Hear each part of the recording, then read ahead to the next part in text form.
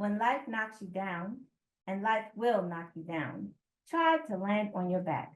Because if you can look up, you can get up. Welcome to Fire with Dr. Ninja Turtle. Hi everyone, welcome back to Fire with Dr. Ninja Turtle. In this video, I'm going to talk about my mid-year check-in because I see a lot of people talking about their mid-year check-in, and I think that it's only fair that I talk about my mid-year check-in. And the first thing that I want to talk about is budgeting. Do I budget throughout the year? I try to budget, but I'm really not that good at budgeting. What I do is I do track my finances. I track them in a spreadsheet and I track them as best I can. Now, I've been tracking my finances for 10 or 15 years. In the beginning, I sucked at tracking my finances. And so that's why budgeting comes really hard to me. Basically, what I've done is because I've always been in debt and always had a low income, I have always just done the best I could with whatever money came in. I would have one job, two jobs, three jobs, and sometimes those jobs would have to go and pay for mortgages because the renters weren't paying their mortgage. Sometimes I would have extra money and I could make an extra car payment. So it's different things and different amounts of money.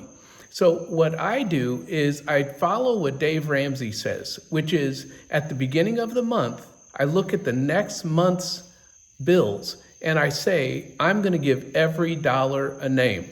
And it's sort of a zero-based budget, if you will. However, I leave a little extra cushion because I am known for bouncing checks. And so I don't write checks because if I am that close, I will bounce a $15 check. So I don't write checks. So I leave a little cushion in my account, so it's not really zero-based, but it is a budget where I tell every dollar where to go at the beginning of the month. And so I talked about tracking my finances. And one of the things that I do to track my finances is I track every single expense and every single amount of money that's coming in.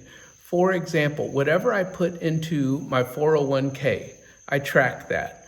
Whatever I put into my bills, I track that. Whatever I'm getting back from my renters, I track that so that I know what my net worth is in any given month. And I know whether my net worth has gone up or my net worth has gone down.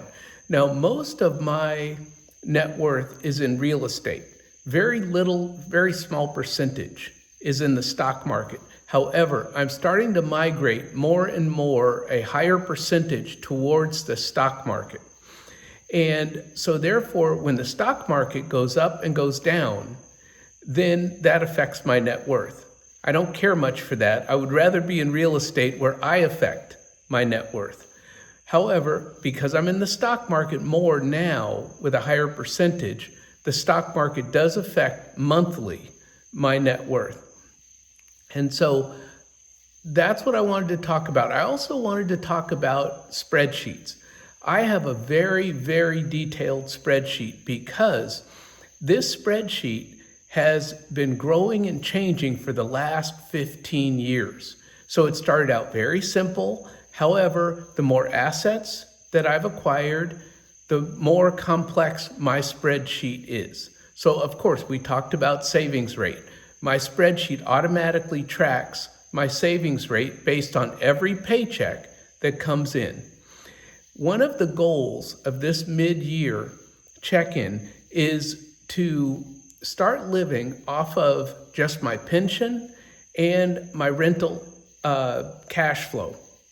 Therefore, my teaching income, my goal for the whole year for the teaching income is to not live on my teaching income.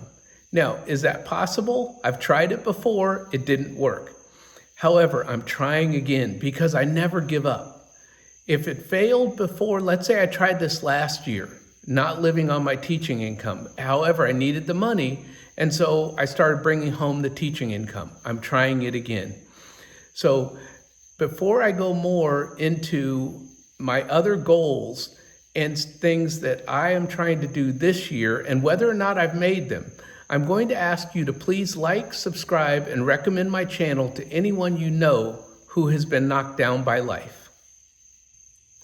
Let me know in the comments if you use a spreadsheet or if you use an app or if you use Google Sheets. There are some templates that are really good out there for beginners to start tracking. And I think that tracking your finances is the first thing you can do to becoming financially free. And that's what I talk about to my family members in our family discussion. So let's talk about the goals that I set for this year. Some of the goals that I set that have changed as the year has progressed, because you can't set a goal and then different things happen, let's say in the economy, and you stick to those very same goals. Mine is a lot dependent on the cash flow of my rental properties. If my cash flow isn't there, I have to adjust my goals. So one of my goals was to become consumer debt free. I thought that I could become consumer debt free by January. Then I thought I'll become consumer debt free by February.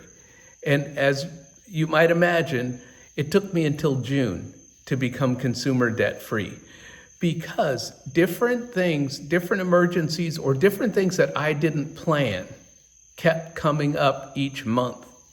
One month it was car insurance. Yes, you might say I should have had a sinking fund, but I didn't have a sinking fund. These are future goals, are for me to have a sinking fund, for me to have an emergency fund. I have done this whole thing backwards. And so one of the things that I had was to start living on my pension and my rental income. And I've just recently started trying to do that by not bringing home any teaching income. We will see how long that lasts. This is the same as when I become credit card free, debt free. I can become credit card debt free for 3 months, 4 months, and then I'll go back into credit card debt. So my goal every time I try this is to live longer and longer and longer in the debt-free area. So I'm just doing the best that I can do. I'm not perfect, and things happen in life and I slip backwards. So one of the things that I did was I started a self-directed retirement account. And that's because I'm a DIY investor. And I'll talk about that in my next video. However, with what a self-directed retirement account is where you go to a company and you start an account with them and you move some of your 401k money, or TSP in my case. I moved some of my TSP retirement accounts into this specially set up LLC that was a traditional pre-tax account. Then, like a year or two later, I learned that I could set up a self-directed Roth account. And so for the past few years, I have been converting money from my traditional self-directed account to my Roth self-directed account. And so one of my goals this year was to finish that conversion from my traditional self-directed account to the Roth self-directed account. Well, that hasn't happened so far this year, and I've sort of given up on that for this year. I'm going to try again by next summer of 2025. But for now, it's not going to work. And every year that I've been doing these conversions, I have had huge tax bills. And people said, well, do it slowly. I don't want to do it slowly. That's not part of my plan as a DIY investor. What I want to do is I want to get as much money as I can into the Roth self-directed account so that I can buy a rental property for cash. I'll have to get into another video about why you don't want to borrow money in a self-directed account to buy real estate. It's a tax nightmare and I don't want to go through it. So I'm just going to pay cash if I can get enough money in that account. Now, what you don't have is you don't have any of the tax write-offs that you would normally have with regular rental properties because it's in a Roth account. And also, you get all of the appreciation and the rental income tax-free because everything goes out of the Roth account and comes back into the Roth account. You don't get to touch it until you're at a point where you can take distributions from your Roth account.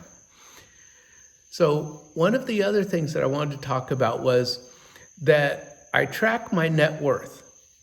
And this is one of my goals, is to always track my net worth monthly, because when I started this whole financial freedom journey, I had a negative net worth. So I have been tracking it since it's been negative.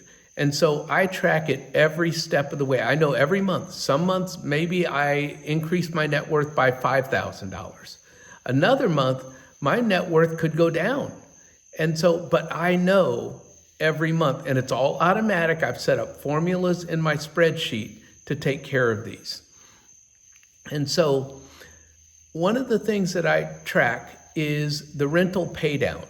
Now, every year, my renters pay down my mortgages and they pay down what I owe. So I track that, and that increases my net worth because I owe less money. So that's something that you should always track, is your rental payments and the debt pay down. So I want to see my debt go down annually. And so far this year, I'm on track. So I also wanted to update you on the Budget Bros. That's me trying to start financial classes in my community for people living paycheck to paycheck. And so far, I've had one person contact me, but I have not started at my public library Little Small Help, where I help people with their budgets. So the quote of the day is, "Positive things happen to positive people." And remember, never let your past determine your future.